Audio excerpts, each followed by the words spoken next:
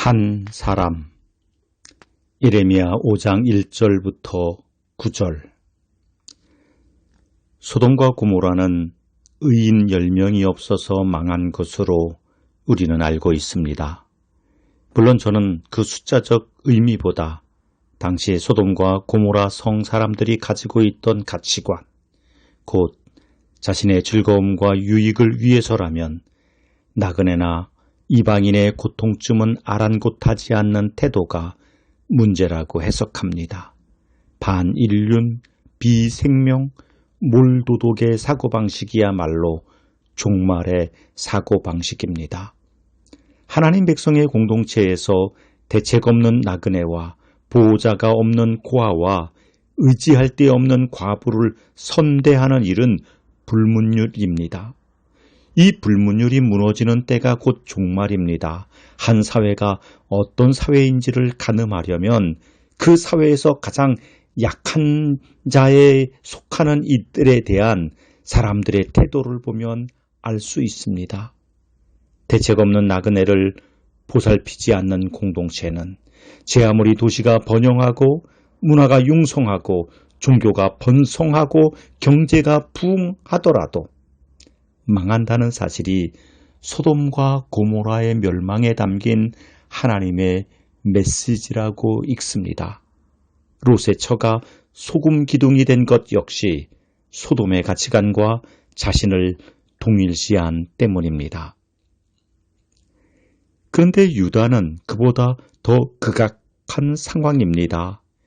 예레미야 5장 1절 말씀입니다.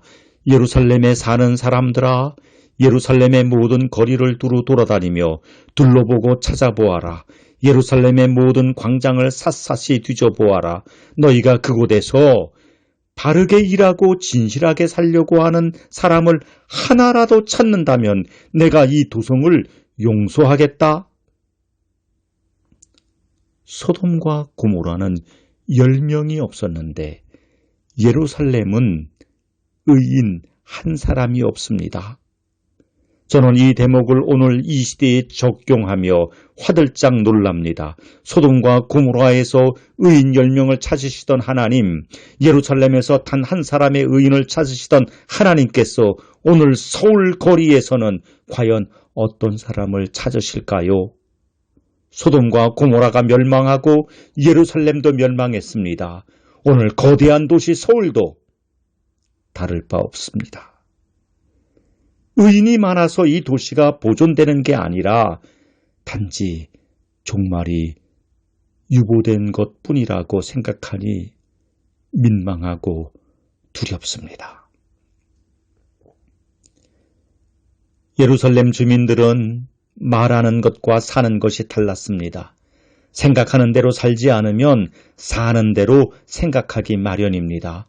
복음을 살지 못하고 만몬주의를 생각하고 있습니다. 평화를 살지 못하고 불평등을 꿈꾸고 있습니다.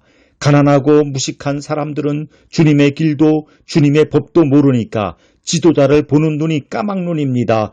부유하고 유식한 사람들은 곱비 풀린 망아지들처럼 멍해를 거부하고 평등을 반대합니다. 하나님은 숲속의 사자와 사막의 늑대에게 그들을 맡기실 것입니다. 하나님은 예루살렘에게 묻습니다. 5장 7절로 9절 말씀 보십시오. 예루살렘아, 내가 너를 어떻게 용서하여 줄 수 있겠느냐? 너희 자식들이 나를 버리고 떠나서 신도 아닌 것들을 두고 맹세하여 섬겼다.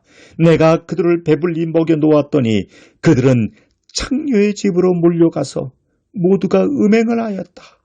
그들은 살지고 정욕이 왕성한 순말과 같이 되어서 각기 이웃의 아내를 탐내어 울부짖는다. 이런 일을 내가 벌하지 않을 수가 있겠느냐? 나 주의 말이다.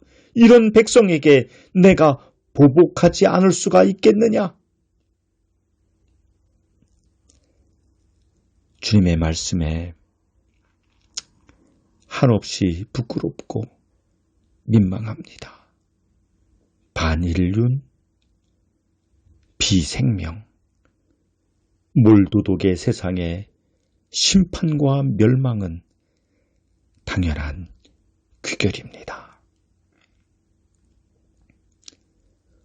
원하지 않은 일이 현실이 되는 시대에도 낙심하지 않고 주님을 바라보는 하늘 백성 위에 주님의 다스림과 섭리가 함께 있기를 빕니다.